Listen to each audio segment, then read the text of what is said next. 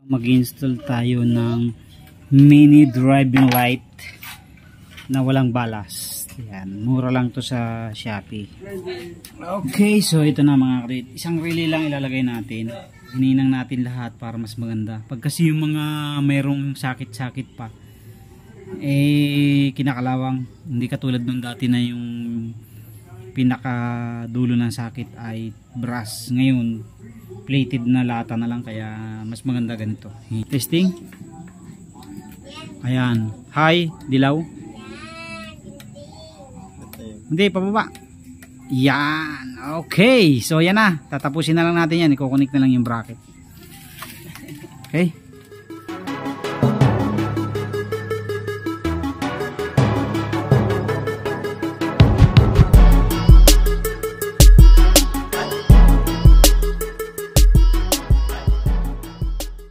Sa mga kadwit, ayan, magandang gabi sa inyong lahat. At hindi yan kasama. Ito, mag-install tayo ng mini driving light na walang balas. Ayan, mura lang to sa Shopee. 190 plus lang po. Ayan, may kasama na siyang switch. Ayan, may kasama na siyang switch. Isang set na yan mga kadawit. May libre ng switch. So lalagyan lang natin ng bracket at saka ng relay para malakas. Ayan. So ito yung ating mini driving light. Ayan, 198 pesos yata to sa Shopee plus shipping. 226 yata inabot nito. Kaya lang hindi ko sure yung quality nito dahil walang balas. Mas maganda pa rin talaga yung may balas. Ayan. So magano tayo, maglalagay tayo ng relay. So hinangan na natin to. Tapos ayan, nilalagay na yung kanyang bracket. So maghihinang muna tayo. Okay, so ito na mga kapatid. Isang relay lang ilalagay natin. So ito na, hindi na natin kailangan lagyan pa ng dalawa para matipid. So, tapos na tayo, hininang natin lahat para mas maganda. Pag kasi yung mga merong sakit-sakit pa, kinakalawang. Hindi katulad nung dati na yung pinakadulo ng sakit ay brass. Ngayon, plated na lata na lang, kaya mas maganda ganito, hinang. Yun nga lang ang disadvantage nito, pag nasira, palit talaga. So yun nga lang, yun naman, ang advantage naman, mas maganda talaga ang ilaw kasi maganda ang kapit niya. Ito na. I-install na lang to. So yung 30, ito yung 30 natin sa battery to, direkta sa battery na may fuse. Meron naman siyang existing na linya galing sa battery dahil naka dual horn siya.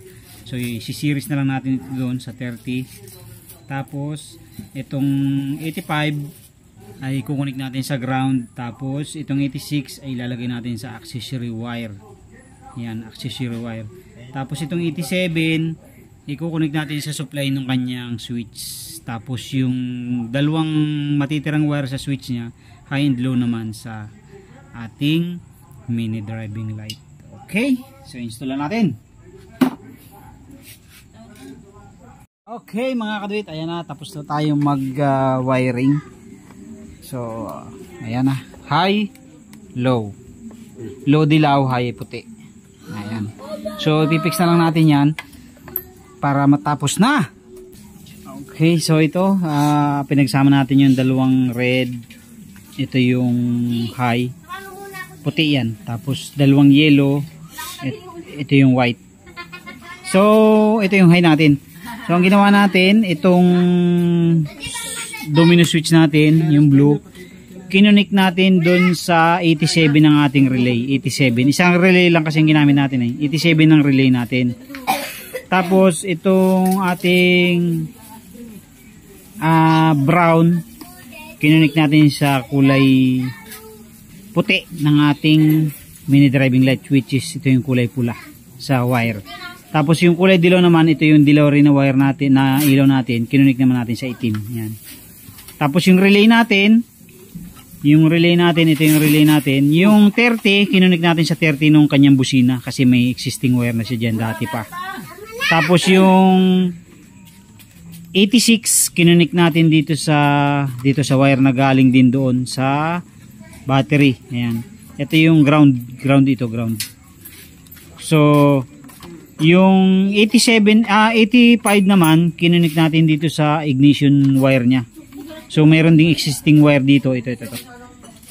Papunta kasi ito dito sa ilaw. So ang ginawa natin, kinunik natin yung 85 dito. Ayan, kaya yung 30 galing sa battery connected dito sa isang relay nya. 86 kinunik natin sa negative, connected din sa battery. 85 kinunik natin sa ignition switch. Ayan, ito yung existing wire din yan. Positive yan, positive. And then 87 kinunik natin dito sa kulay blue ng ating domino switch. Ayan. Ayan, kinunik natin yan dyan. Tapos yung dalawang wire kinunik natin sa dilaw at saka sa itim, sa pula. Tapos yung itim ng ating negative ng ating mini driving light, pinagsama rin natin yan, yung dalawang mini driving. Ito yung dalawang mini driving natin. Yan. Yung itim yan, pinagsama natin. Kinunik din natin dito sa negative ng wire na galing sa battery natin. Pinagsama-sama natin lahat ng negative dito. Mas maganda kasi mga kaduit, pagdating sa ilaw, ay ang negative nyo or yung ground nyo ay nakakonect din sa battery para consistent talaga yung ilaw natin. Hindi siya kukurap-kurap. Maganda yung full connection, yung connected sa battery yung ating negative para maganda talaga yung ilaw. So okay na. Testing nga, son. Testing. Ayan. Hi, dilaw. Subscribe to my channel. And also press this bell icon. Yan. Okay. So yan na. Tatapusin na lang natin yan. I-connect na lang yung bracket. Okay. Okay. So yan na mga kadit ang final output ng wiring. So wala lang ibang mapagdaanan ng wiring. So dito na lang dinaan sa ilalim. Gagawan pa ng bagong bracket yan pa. Ano lang kasi ito eh. Pasamantagal lang yung bracket na yan. Okay. So testing. Okay. High, low. Okay. Ayos. Pag under makina, ayos naman. Hindi naman nakurap. Testing mo nga. Patay mo na. Patay mo muna yung ano, ilaw. Under makina. Testing. Tingnan natin kung kurap. Okay. Walang kurap. Low. Bomba. Wala mga kaluit na kurap.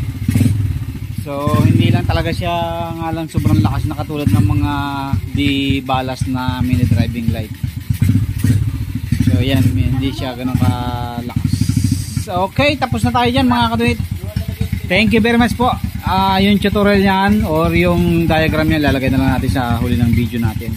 Check nyo lang po yung diagram. Thank you very much. God bless.